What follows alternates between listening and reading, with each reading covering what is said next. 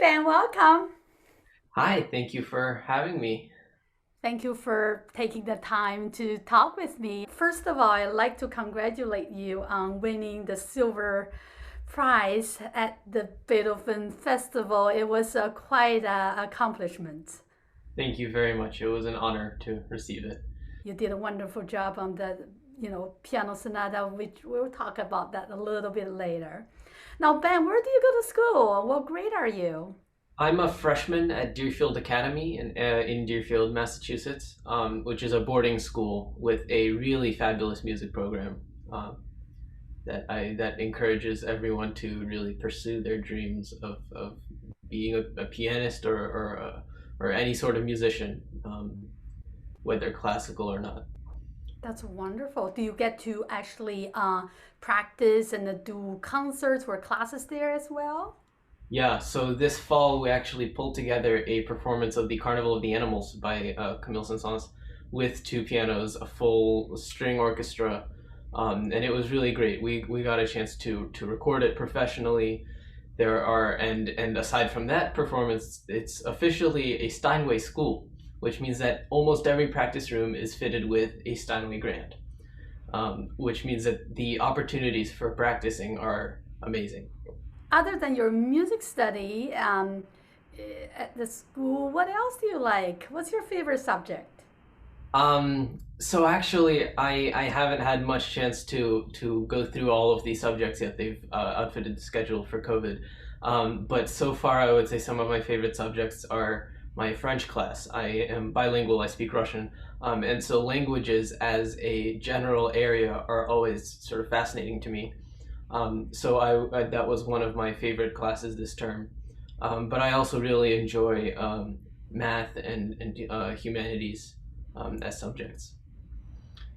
I assume outside of the school, when you have a piano and cello, you're going to be pretty busy. Now, do you, other than those music instruments, what else do you do?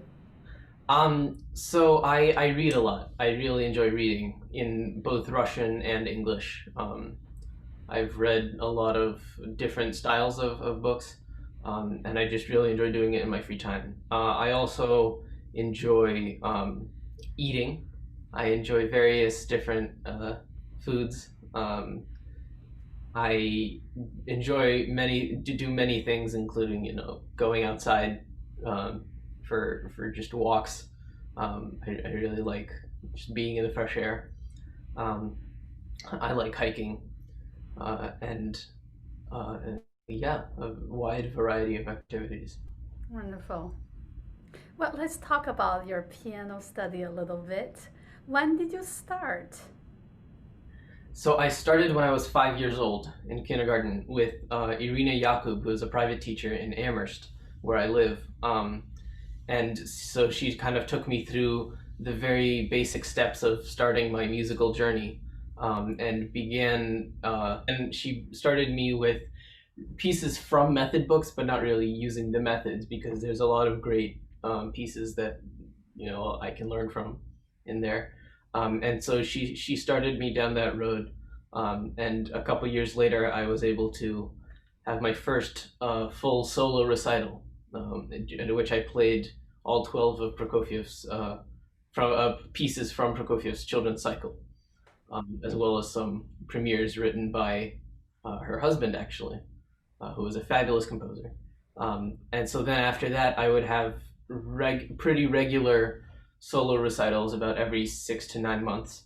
I tried to do a winter and a spring or summer recital. Um, and so yeah, that I sort of progressed in that sense as a solo musician. And then I started attending some music camps. I started with an all piano camp in Bennington, Vermont called Sonatina, um, which is just 30 pianos all in one house in Bennington. And it's really amazing because it taught me so much about what it means to focus on my own music. Because as you can imagine, when 30 pianos are playing at the same time, it creates this wild cacophony of sound that makes it very hard to focus on your own part. Um, and so then that really taught me what about like the individuality of being a musician and um, and being a pianist. And then the following year, I started at the junior session of Greenwood Music Camp, a chamber music camp in Cummington, Massachusetts, um, which I actually had been going to the concerts of the senior session since really my first year of playing the piano, and it had always been this sort of this place that I had always wanted to go to because it's such a high level of energetic, passionate playing by teenagers who were not much older than me. That it always felt like something I could relate to. And so finally, I was able to go there, and it taught me all about what chamber music is, what group work is. And then when I was finally able to attend the senior session a couple years ago, that presented a whole new set of challenges because, um, as opposed to the junior session, I do not get my music as a pianist, I do not get my music in advance. And like everyone else, I receive my music on Monday morning and perform it on Saturday evening of that week, which was a whole new challenge for me, but taught me a lot more about responsibility in the group, and what it means to be responsible. Um, I Outside of my music camps, I also had opportunities to play with orchestras multiple times. Um, I in 2017, I was playing the Mozart 12th Concerto, the A major um, concerto, and we were able to actually pull together an orchestra of musicians. I was able to perform it with them, which was a really sort of special experience for me, because I wasn't sure if I would ever be able to get that experience, and here I was.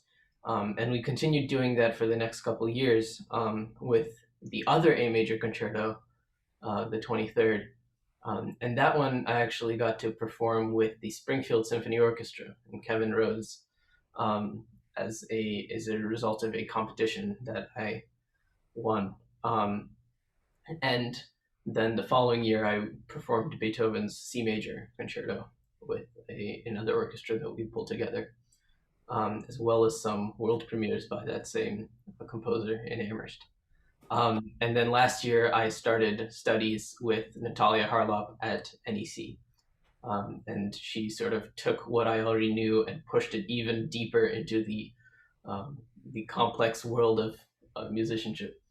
And I've been working with her ever since. So, Ben, please share your most rewarding experience of all these wonderful things you've done.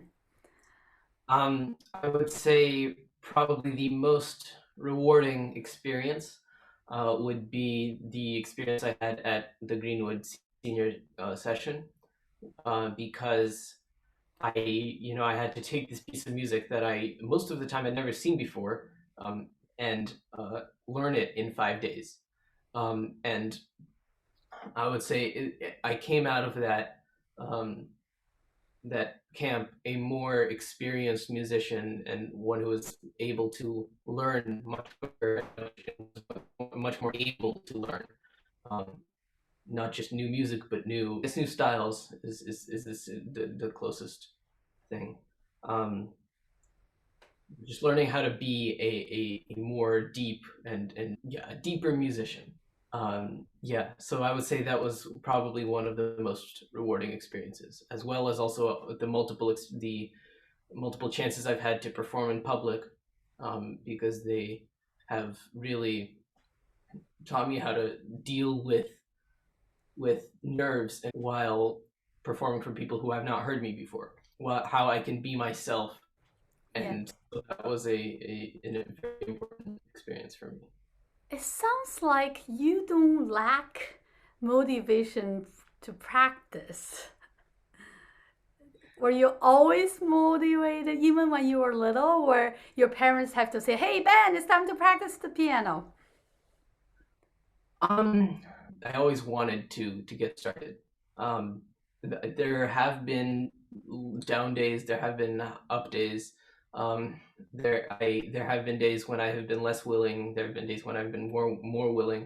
But generally, I approach it with sort of this excitement, and this understanding that if I don't practice, um, I am really just forfeiting what I like to do most.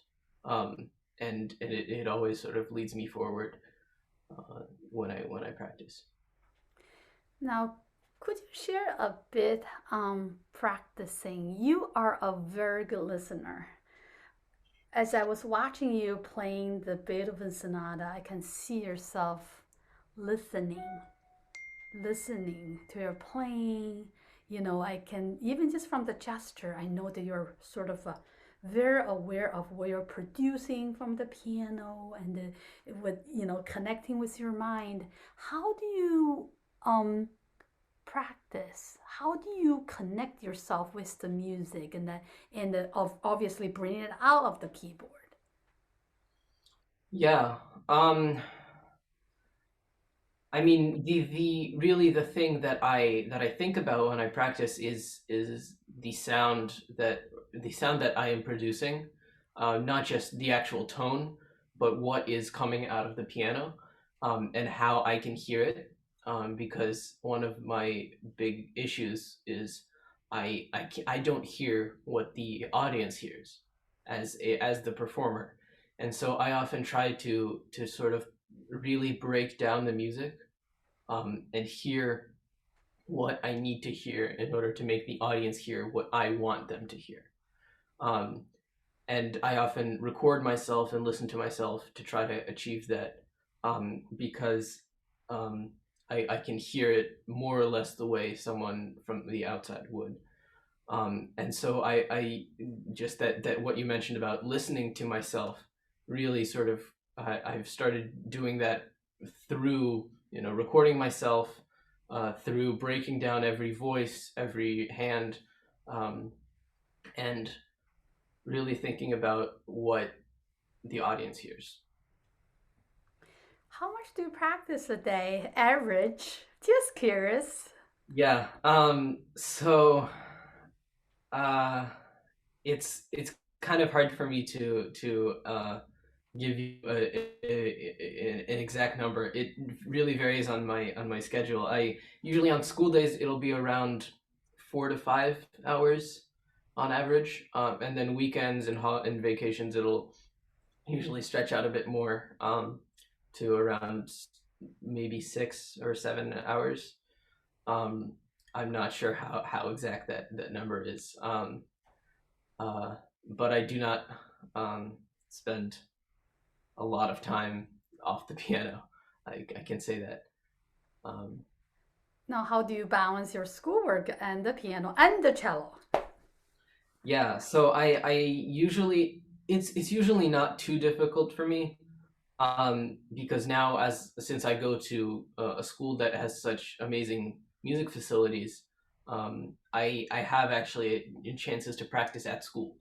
Um, and so I don't have to worry so much about when I'm going to be doing my schoolwork, my outside of schoolwork, my cello compared to my piano, and so I do usually tend to break it up very evenly, and if I don't I don't have time to play to do everything in one day. I usually find a way to space it out relatively evenly the next day, so that I'm making sure that I'm consistent with what I'm working on. Um, so the balance of school life and music life has not been too much of a challenge for me. Well, now let's talk a little bit about the sonata that you performed for the Musicale Beethoven Festival, Opus 27, number one. And that's a pretty big work. And how did you start and how did you get around learning, all that material, but then get to the stage, that performing it? Um, so I approached this sonata sort of thinking about the title, of it, which is quasi una fantasia. So it's a fantasy, which in my mind means that it's less four movements of a sonata and more four sections of a work, meaning that they all sort of flow into each other, and they are in fact marked attacca at the end of each movement. In fact, the third movement is so short that it could, in many performers actually group it together with the fourth movement and label it as one movement in their recordings. Um, which is even further proven by the reprise of the third movement marked tempo primo. Um, so with that in mind, I sort of tried to approach it and see how what the connection between the different movements is. And so I sort of came up with a narrative with each movement being representing sort of a time of day, with the first movement being a calm sort of final a sunset, an evening, a calm sort of drop of light, and then as it ends with the last sort of ray, um, the night falls in the second movement, and it's this eerie, windy, scary second movement um, that ends with sort of this wild cascade of alternating quarters that then leads into the sunrise in the third movement. And the third movement sort of slowly brings the sun up into the day, and then the fourth movement is sort of the joy of being alive another day. Uh, and so it's a very joyful movement that I think perfectly represents the day and the sunny, um, fresh day. Do you have particular sessions that you deal with technical issues? How Yeah, do you practice to pick out those sessions? Do you have sessions of practice just so that you feel more confidently with your fingers? yeah. So I do work on those sections very. I do try to isolate them and work on them separately. But I also sort of have realized that just working on them separately, with separate hands, and just on those specific sections from measures like 35 to 44 or whatever, is great because I isolate those sections. But then when I play them in context, it doesn't actually do the same thing. So I try to isolate them and also play them with some pickup and also move on from the end of the section just to see how I can fit them into the context. Especially when I repeatedly have trouble with them when performing them. Um, yeah. Do you often come up with those images you talk about imageries and the ideas of or even stories to every single piece you play, or this is more of this particular sonata that sort of created those scenarios for you? So I have lately been trying to do that with most of the music I'm playing. I find it makes it a lot easier to add character to the music, and add color. I have had trouble with that previously, and so I owe most of most of these thought processes of building these scenarios to my teacher Natalia and um, my dad actually, who has been a very big supporter of my music. But so together we sort of work through it, and we come up, and I come up on my own sometimes with these scenarios like in the Beethoven that we try to do really for every piece, because it really does help. Of course. No, that's a wonderful way to understand and make that connection, of course. What are the pieces you're working on right now? Yeah, so I'm currently working on several Rachmaninoff preludes, in from both opuses. The D minor, Opus 23, number 3, the G major, Opus 23, Opus 32, number 5, and the A minor, Opus 32, number 8, I believe. Um, and I am also working on a Bach Prelude and Fugue, the G minor from Book One, and yes, a Chopin Etude, number 4, the C sharp minor, and also on some Mendelssohn Songs Without Words, a couple, and that's really it. You have a very balanced repertoire. Do you have a favorite composer or composers? Um, because there are just so many composers Yes. that I enjoy listening to and playing. But if I had to name a couple, I would say lately I've actually really been just diving into the world of Beethoven, partly thanks to Musicale and the anniversary. I've been listening to a lot more Beethoven the past couple months, and he's really sort of gotten into me as a composer, and I really enjoy playing him. This fall, actually, I played three different Beethoven compositions at the same time for various projects. Um, Another composer who I really admire is Schubert. Very close to Beethoven, but also such an individual composer. I really enjoy Bach. I really enjoy um, Mozart, um, and I also enjoy a lot of 20th century music. Some Shostakovich, Prokofiev, and many others. Well, you have a bright future ahead of you, and I can't wait to see what's coming up, your future performances. But thank you so much for taking the time to speak with me, Ben, and I um, just congratulate you again on your hard work and accomplishments. Continue up, keep up the good work. Thank you so much for having me.